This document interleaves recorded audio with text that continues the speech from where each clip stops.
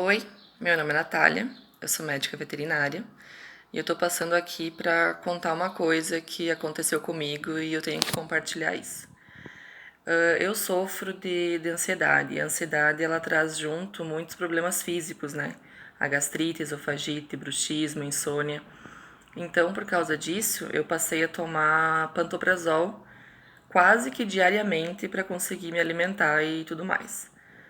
E um amigo meu, o Maninho, que é o Ivanir Bevilacqua, no caso, ele trouxe para mim um produto para pôr na água que transforma a água numa água mais saudável, para eu tentar parar de tomar remédio. Eu não acreditava muito, eu pensei, nós, cientistas da vida, gostamos do remédio, né? Eu falei, não custa tentar, apenas é uma água. E passei a tomar diariamente em jejum, cozinhar meus alimentos com essa água. E tô sempre com a minha garrafinha com o produto aqui dentro, né? Todo dia tomando só dessa água. Faz 3 meses que eu tô tomando e há 2 meses já eu simplesmente não tomo mais remédio. Então eu acho que a minha vida tá muito melhor apenas tomando uma água melhor.